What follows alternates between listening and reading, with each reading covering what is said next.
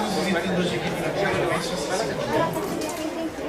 Tem mais algum visitante aí no fundo pela primeira vez? Fiquem cá um pouquinho os visitantes. Hoje os homens ganharam, hein?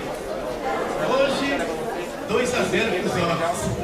Geralmente as visitantes são mais mulheres, mas hoje, então olhem para mim aqui, queridos. É uma alegria tê-los conosco, viu? A presença de vocês é uma grande riqueza aqui na igreja. Estão se sentindo bem? Tudo bem? Então vamos saudá-los, estenda as mãos para eles e juntos vamos dizer assim: a sua vida vale mais que o mundo inteiro. Muito obrigado, pode se sentar. Mas Valdir, vem aqui, hoje nós temos 2 Valdir na igreja. Vem aqui, Valdir. Deixa eu apresentar o Valdir aqui para vocês que estão nos visitando. Um dia eu recebi um telefonema, né? Era um moço lá de Regente Feijó, lá do interior de São Paulo. Quantas horas deu até aqui, meu? 7 horas. Eu falei assim, eu vi um vídeo aqui na internet, né? E ele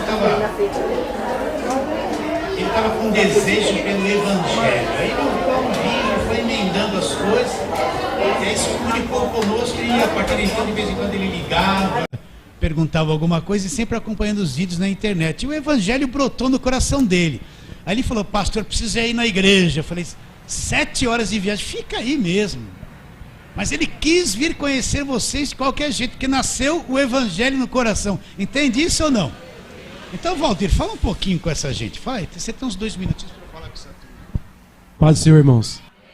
É um prazer eu estar aqui, olhando o rosto de cada um, vendo o brilho no olhar. E isso brotou no meu coração e eu senti esse forte desejo de conhecer vocês aqui. E eu tive a oportunidade de conversar com alguns aqui já. E eu vi que realmente aquilo que eu senti e sinto, a maioria de vocês aqui tem no coração. E eu fico muito feliz. Eu vim de muitas contendas, muitas igrejas. Aí eu fui até Testemunha de Jeová. Eu fui perambulando, passei muitas provas. Mas graças a Deus hoje, depois de 16, 17 anos de crente, através da internet ali, que é uma janela para o mundo, né? Ali você abre, você vê coisas boas e você vê também coisas ruins. E eu, graças a Deus, buscando coisas boas, eu consegui ver esse vídeo desse servo de Deus que está fazendo ide por toda a terra e pregar o Evangelho, a palavra verdadeira. E na Bíblia está escrito que: e conhecereis a verdade vos libertará. E eu estou conhecendo essa verdade. Eu quero que meu coração fique cada vez mais cheio dessa verdade. Estou sempre buscando. Sempre quando eu tiver oportunidade, eu vou vir aqui. É longe, mas é o que eu estava falando para o pastor. Às vezes a gente gasta dinheiro com coisas e tempo com coisas tão fúteis na vida da gente. Então isso aqui é muito importante. O conhecimento da palavra de Deus. Eu estou aprendendo muito. Oro pela vida de vocês todos, principalmente pela vida desse ministro da palavra de Deus. E agradeço a oportunidade. E vou voltar aqui, se Deus quiser, mais vezes. Amém.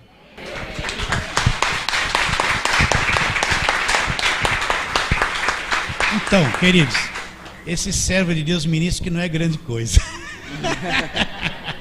Ele já tem que entender que eu sou assim. Não sou grande coisa. Mas o que desperta o meu coração é o seguinte: é quando alguém entende a obra da cruz. 16 anos indo na igreja, né? Passou por uma série de lugares. Eu conheço um pouquinho o histórico dele. Mas quando a pessoa tem uma visão do que Cristo fez na cruz e entende, nasce, brota dentro dela o conhecimento do Evangelho. Então o que vai fazer um moço desse sair lá 7 horas de viagem? Ele queria vir de moto. Eu falei: não vem, não precisa vir na igreja. Lá você vai encontrar, a igreja não é essas igrejas de televisão, é tudo pequeno, não tem grande coisa. Mas ele quis vir ver vocês, né? Alguns ele já conhece, que fica de pé na hora da gravação, passa assim aqui, ele já conhece, com um copo na mão, essas coisas todas, né? Estou brincando. Mas é uma alegria, né, que quando a gente encontra irmãos que são despertados pelo Evangelho, né, e faz tudo por aquela sede que brotou no coração. Então, Valdir, seja sempre bem-vindo. Não precisa voltar, ficar só na internet. Mas se quiser, o que eu posso fazer, né? Tá bom, querido? Obrigado, viu? Pode sentar. Hoje é o culto de ceia, e todo culto a gente aborda um aspecto da ceia, né?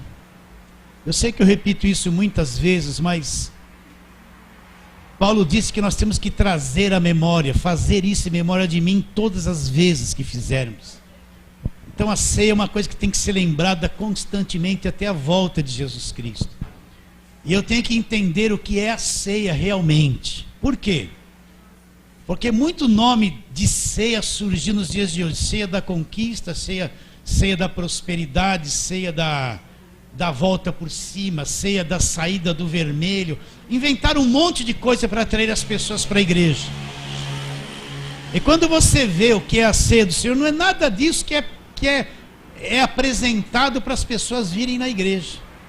Então por isso que nós temos que ter bastante clareza sobre a ceia, entendimento, para que quando nós participamos dela, tenhamos realmente o verdadeiro espírito da ceia. Então João capítulo 6, vamos ler alguns versículos. Versículo 28, vamos ler bastante. Dirigiram-se, pois, a ele perguntando: que faremos para realizar as obras de Deus? Pessoas se dirigem a Jesus e falam: o que nós devemos fazer para realizar a obra de Deus? Eles esperavam que Jesus dissesse: faça isso, faça um monte de coisa. Mas a resposta de Jesus foi diferente. Respondeu-lhe Jesus: a obra de Deus é essa, que vocês acreditem naquele que por ele foi enviado.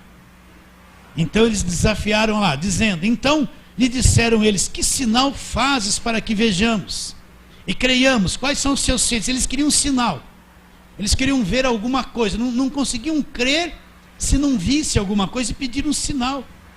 Então nossos pais comeram o maná do deserto, como está escrito: deu-lhes o pão do céu. Replicou-lhe Jesus: em verdade vos digo, não foi Moisés quem vos deu o verdadeiro pão do céu. O verdadeiro pão é meu Pai quem vos dá, o pão de Deus que desce do céu e dá vida ao mundo. Então lhe disseram: Senhor, dá-nos sempre desse pão. Replicou-lhe, ou melhor, declarou-lhe Jesus: eu sou o pão da vida, o que vem a mim jamais terá fome, e o que vem a mim jamais terá sede. Porém eu já vos disse, embora me tenhais vistos, não acreditam. Todo aquele que o Pai me dá, esse virá a mim. O que vem a mim, de modo nenhum lançarei fora. Porque eu desci do céu não para fazer minha própria vontade, sim a vontade daquele que me enviou. E a vontade de que me enviou é esta: que nenhum eu perca de todos os que me deu. Pelo contrário, eu ressuscitarei no último dia. De fato, a vontade de meu Pai é que todo o homem que vira o Filho nele crer tenha vida eterna. E eu ressuscitarei no último dia. Murmuravam, pois, deles judeus, porque disseram: eu sou o pão que desceu do céu. E dizia: não é esse Jesus o filho de José? Acaso não conhecemos pai e mãe? Como, pois, agora diz: desci do céu? Respondeu-lhe Jesus: não murmureis entre vós. Ninguém pode vir a mim, preste atenção, se o Pai que me enviou não o trouxer. Eu ressuscitarei no último dia. Está escrito nos profetas. E serão todos ensinados por Deus. Portanto, todo aquele que da parte do Pai tenha ouvido e aprendido, esse vem a mim. Não que alguém tenha visto o Pai, salvo aquele que vem de Deus, este o tem visto. Em verdade vos digo: quem crê em mim tem a vida eterna. Eu sou o pão da vida. Vossos pais comeram o maná do deserto e morreram. Este é o pão que desce do céu, para que todo que dele comer não pereça. Eu sou o pão vivo que desceu do céu. Se alguém dele comer, viverá eternamente. E o pão que eu darei pela vida do mundo é a minha carne. Disputavam, pois, os judeus entre si, dizendo: como pode este dar-nos comer a sua própria carne? Respondeu-lhe Jesus: em verdade vos digo, se não comerdes a carne do Filho do Homem, não beberdes o seu sangue, não tendes vida em vós mesmos. Quem comer a minha carne e beber o meu sangue tem vida eterna. Eu ressuscitarei no último dia, pois a minha carne é verdadeira comida, meu sangue verdadeira bebida. Quem comer minha carne e beber meu sangue permanece em mim e eu nele. Assim como o Pai que vive me enviou, eu igualmente vivo pelo Pai. Quem de mim se alimenta, por mim viverá. Este é o pão que desceu do céu, em nada semelhante àquele que os vossos pais comeram e contudo morreram. Quem comer este pão viverá eternamente. Agora vamos para aquele texto da ceia, 1 Coríntios 11. O texto da ceia. Marca aí com o dedo, nós vamos voltar. Então a ceia, o centro dela é isso que eu falo sempre para vocês, porque todas as vezes, versículo 26, que comerdes deste pão e beberdes o cálice, o que eu estou fazendo? anunciais a morte do Senhor até quando? Até que Ele venha. Então, quando eu participo da ceia, o que eu estou fazendo? Estou anunciando, trazendo a memória, recordando. Assim como no Velho Testamento, Deus ordenou que Moisés comemorasse a Páscoa, de geração em geração. E quando os filhos que nascessem depois daquela geração perguntassem aos pais: por que nós comemoramos a Páscoa? Então os pais diriam: olha, nós somos escravos na terra do Egito, e naquela Páscoa que nós comemos acabou, foi o fim do nosso cativeiro. Então no Velho Testamento a Páscoa era recordada de tempo em tempo, para eles nunca esquecerem do grande poder de libertação que Deus havia operado naquela nação. A Páscoa, para nós não comemoramos Páscoa, ela foi substituída pela ceia. E Jesus estabeleceu que a ceia tem que ser uma coisa contínua, sempre trazer à memória a lembrança da obra da cruz, sempre trazer à memória o que Cristo fez na cruz. Então é anunciar a morte do Senhor. E o que é anunciar a morte do Senhor? É pregar e ensinar tudo aquilo que veio pela morte de Cristo na cruz do Calvário. Então não é uma questão de eu tomar a ceia para prosperar, ou ter vitória, ou sair do vermelho, ou dar a volta por cima de alguma coisa. Não, isso não é o sentido da ceia. O sentido da ceia é recordar os feitos da cruz, trazer à memória, nunca esquecer, porque Ele sabe que nós temos uma tendência a olhar para um monte de outras coisas e esquecer o que foi feito na cruz, que é a coisa principal do Evangelho. Então sempre nós falamos de alguma coisa, e hoje eu gostaria de falar justamente isso. Volte lá para João, capítulo de número 6, onde nós estávamos, né?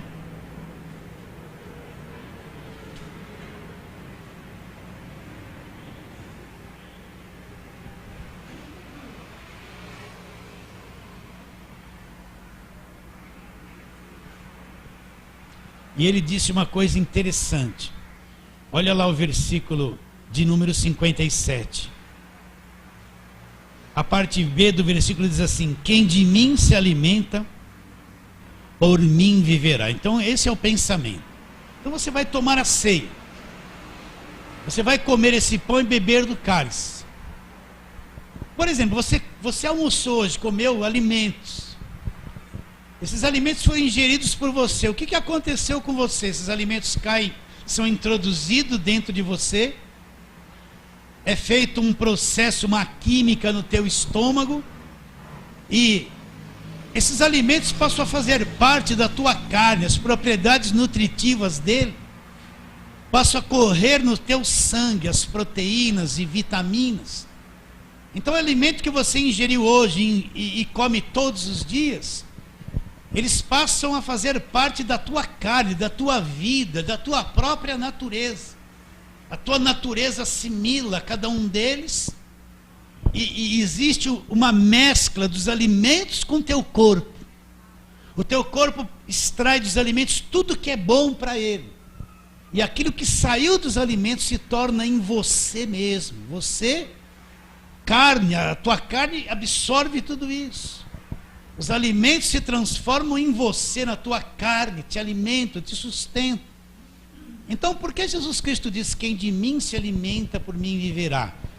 Primeiro, ele se apresenta como um pão do céu. Olha o versículo 35. Declarou-lhe, pois, Jesus: eu sou o pão da vida. O que vem a mim jamais terá fome, o que crê em mim jamais terá sede. Depois ele diz, versículo 50, eu sou o pão vivo que desceu do céu. Se alguém dele comer, viverá eternamente. O pão que eu darei pela vida do mundo é minha carne. Versículo 53. Respondeu-lhe Jesus: em verdade vos digo, se não comerdes a carne do Filho do Homem, e não beberdes o seu sangue, não tendes vida em vós mesmos. O que Jesus está ensinando com isso?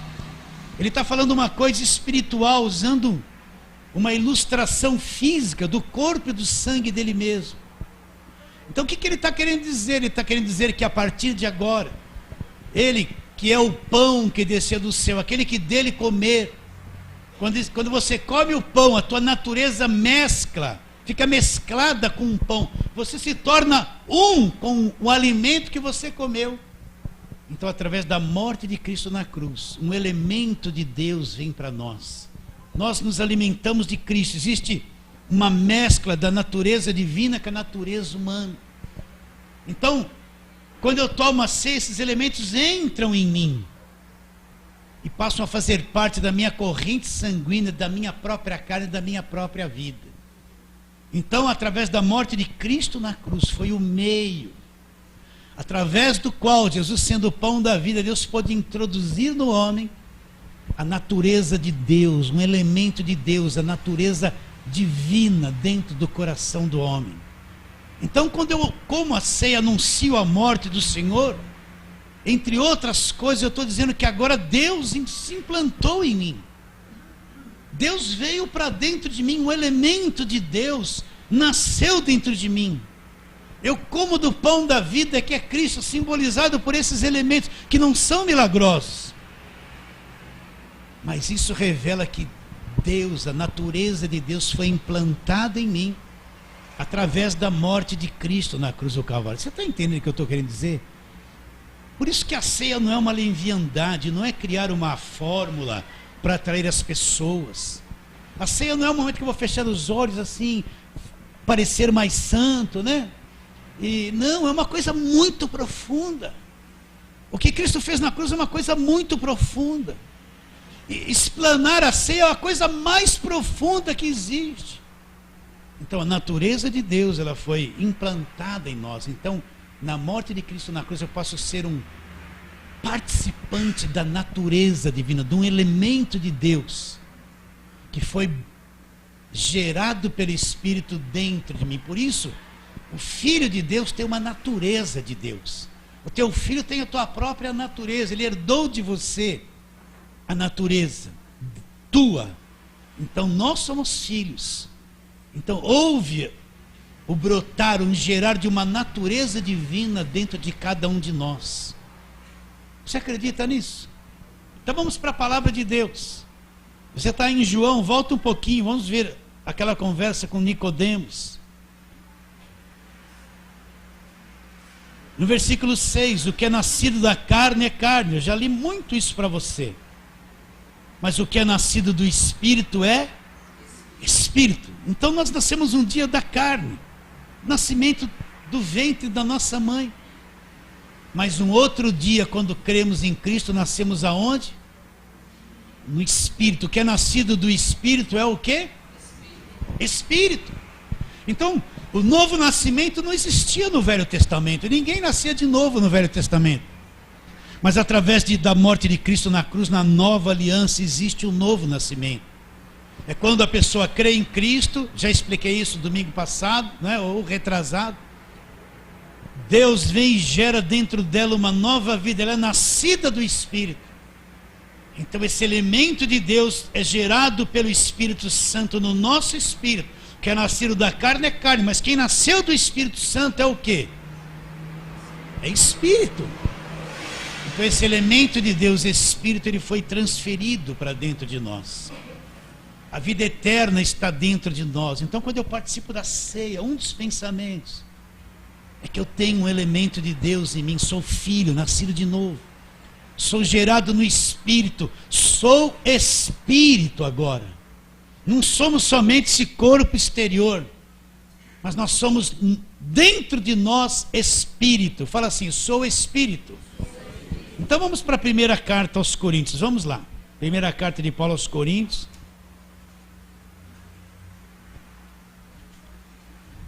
Isso é uma coisa profunda. Isso não é uma religião externa, mas é uma coisa interior, do íntimo, do espírito de cada um. Então, na primeira carta de Paulo aos Coríntios, capítulo 6, vamos ver só o versículo de número 17, para que você entenda isso que eu estou lhe dizendo. Mas aquele que se une ao Senhor, presta atenção, aquele que se une ao Senhor é o que com Ele? Um espírito com Ele. Então, nós fomos gerados pelo Espírito, somos espíritos, estamos unidos ao Senhor.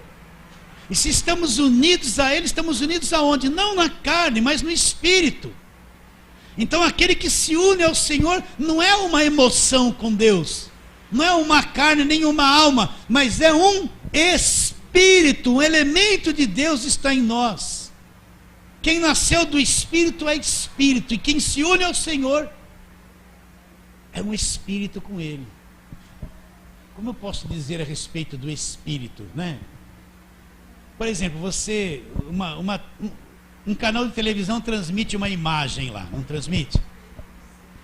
Quem está lá no estúdio está sendo filmado, mas ele, ao mesmo tempo ele está dentro da casa de todo aquele que está sintonizado naquele canal, e está ouvindo a voz dele e vendo a imagem dele, não está? Mas ele não está presente na casa da pessoa em corpo, mas ele está presente ali em uma imagem. Está claro isso?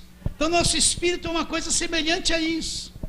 Deus está dentro de cada um de nós, existe uma imagem de Deus, uma comunicação de Deus, um elemento de Deus que está presente dentro de cada um de nós. Aquele que se une ao Senhor é o quê? É um espírito, é um só espírito com Ele. Então, meu irmão querido, talvez não seja uma mensagem empolgante, mas um elemento de Deus foi posto em nós através do novo nascimento. Você quer ver o que Pedro disse? Vamos lá, segunda carta de Pedro, né? Vamos lá para o finalzinho da Bíblia, segunda de Pedro. Isso é muito importante, nós já temos a vida eterna agora. O Espírito já veio fazer morada dentro de nós. Segunda de Pedro, capítulo 1. Ele fala das muito preciosas promessas, versículo 3. Visto como pelo seu divino poder nos tem sido doada todas as coisas que conduzem à vida e à piedade. Como? Pelo conhecimento completo daquele que nos chamou para a sua própria glória e virtude, pelas quais nos têm sido doadas suas preciosas e muito grandes promessas. Agora presta atenção nisso aqui, ó. Para que por elas vos torneis o quê? Coparticipantes do quê? Da natureza divina. Então a coisa mais linda no Evangelho é que Deus pega homens pecadores falhos como nós, nos leva a Cristo, nós cremos em Cristo, Ele gera dentro de nós uma nova vida, e Ele nos faz participantes de uma natureza de Deus, uma natureza divina. Então, através das promessas de Deus, o que Pedro está explicando? Que nós somos coparticipantes com Cristo, do quê? Olha lá, para que por elas vos torneis coparticipantes da natureza divina, livrando-vos da corrupção das paixões que existe no mundo. Então, como alguém pode ser liberto das corrupções, das paixões do mundo? Por força própria não tem como ser. O homem por si mesmo não vence a sua própria carne, mas porque essa natureza divina, pelo Espírito, está em nós. Então é isso que dá condições de um homem se libertar das paixões corruptas, do engano das paixões que há no mundo, ainda que ele assinta na carne, contudo no Espírito, ele é um liberto das corrupções das paixões que há no mundo. Por causa do quê? Coparticipante da natureza divina. Agora, você não vê isso no Velho Testamento, mas isso é explanado claramente na Nova Aliança. Por quê? Porque na morte de Cristo na cruz, além de Ele nos justificar, nos dar condições de nascer de novo, nos reconciliar com Deus, nos comprar com seu sangue, nos fazer filho, quitar a nossa dívida, nos perdoar, através da morte dele também foi possível o quê? Que aquele que crê verdadeiramente em Jesus Cristo, ele se torna coparticipante da natureza divina. Entende isso que eu digo ou não? Vamos agora voltar para João, naquela oração sacerdotal que Jesus Cristo fez em João capítulo 17. Então, Jesus, como é que eu vou ter essa unidade, ser um só com Deus? É no Espírito. João capítulo 17, Jesus está fazendo aquela oração que todo mundo chama oração sacerdotal. Mas a partir do versículo 20, eu gostaria de lê-la toda, né? Mas vamos só a partir do versículo 20. Não rogo somente por estes, mas também por aqueles que vierem crer em mim por meio da sua palavra, a fim de que todos sejam um, como és tu, ó Pai, em mim e eu em ti. Também sejam eles em nós, para que o mundo creia que tu me enviaste. Eu lhes tenho transmitido a glória que me tens dado, para que eles sejam um como nós somos um. Eu neles, tu em mim, a fim de que sejam aperfeiçoados na unidade, para que o mundo conheça que tu me enviaste e os amaste, como também amaste a mim. Então, por que Jesus está orando ao Pai? Pai, eu rogo a favor deles para que eles sejam um. Eles tenham essa mesma unidade, como eu tenho com o Senhor. Eles venham ser um conosco, como nós somos um com os outros.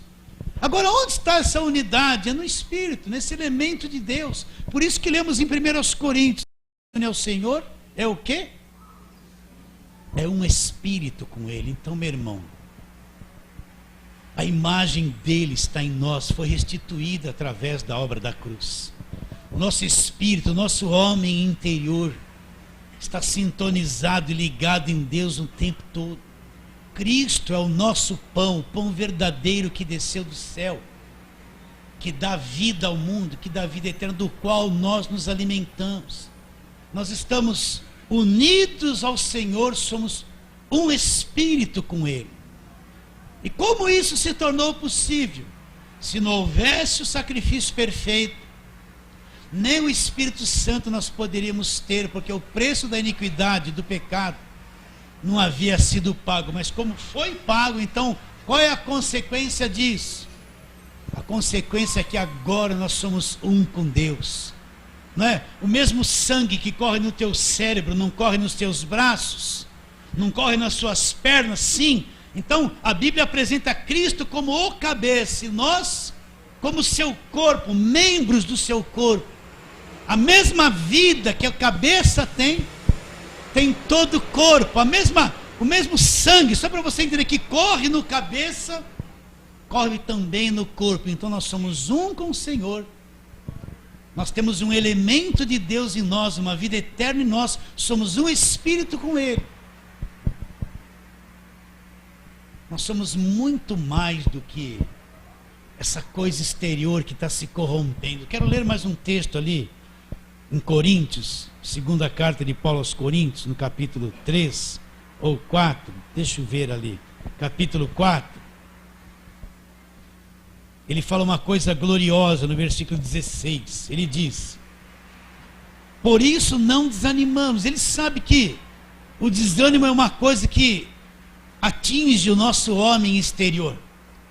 Então ele fala: olha, por isso nós não desanimamos, nós temos um conhecimento que nos leva a viver acima do desânimo. Ele diz assim, versículo 16 do capítulo 4: por isso não desanimamos, pelo contrário, mesmo que o nosso homem exterior se corrompa, olha os dois homens que estão em nós, contudo o nosso homem interior se renova de dia em dia, porque a nossa leve e momentânea tribulação, né? Então existe a tribulação pela qual nós passamos. Paulo chama ela de leve e momentânea tribulação, produz para nós um eterno peso de glória acima de toda comparação, não atentando nós nas coisas que se veem, mas nas coisas que não se veem, porque aquilo que se vê é temporal, e aquilo que eu não vejo é o quê? Eterno. Então ele fala: não desanimamos, pelo contrário, ainda que esse nosso homem exterior, ele está envelhecendo, ele está se corrompendo, ele vai enfraquecendo, todos nós vamos envelhecer e vamos morrer, ainda que ele se corrompa nesse sentido. A corrupção aqui não é cometer o pecado, é o envelhecimento, a fraqueza do corpo físico. Ele fala: uma coisa extraordinária acontece lá dentro de nós, no nosso espírito, onde tem um elemento de Deus. O nosso homem interior se renova, vai se tornando novo a cada dia. Então a nossa leve e momentânea tribulação que a gente passa por viver ainda na carne, por viver essa vida terrena, ela diz assim: a nossa leve e momentânea tribulação produz para nós um eterno peso de glória acima de toda comparação. Então, ainda que esse homem exterior vai se corrompendo, envelhecendo, enfraquecendo, mas o homem interior, onde está unido num espírito com Deus, é um corpo com Ele, é uma unidade com Deus, tem um elemento de Deus. Esse homem vai se renovando, se tornando novo, novo a cada dia. Você entende isso que eu estou te dizendo ou não? Nós demos muita ênfase ao nosso exterior, mas o que é eterno está dentro de nós, é o homem interior, nascido de novo, que é espírito, unido a Deus, que tem um elemento de Deus, que é um só espírito com Deus. Então agora nós vamos tomar a ceia. Qual o pensamento que nós vamos ter agora, quando você beber do cálice e comer do pão? Esse é o pensamento. Na morte do Senhor na cruz, um elemento de Deus foi possível nascer em mim. Eu sou unido a Ele, sou um com Ele, estou ligado a Ele. Sou um, tenho uma unidade no Espírito, sou um só Espírito com Ele. E o elemento de Deus, a eternidade está dentro de mim, nunca mais poderá ser tirada, porque eu sou uma pessoa de Deus, nasci de novo, salvo por um grande e poderoso Salvador, que é quem? Jesus Cristo. Fala assim, amém. Rodrigo, vem rapidinho aqui. Põe o cálice aí no assento e vamos aplaudir Jesus Cristo.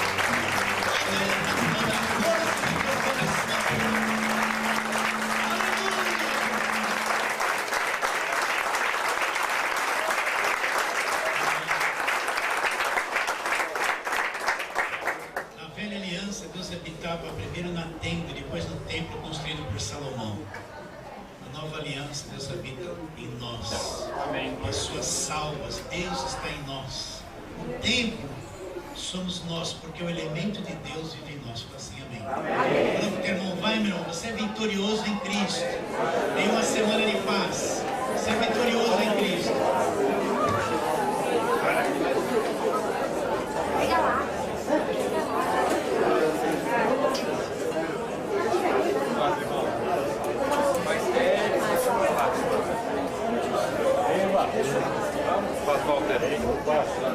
Bem, graças a Deus.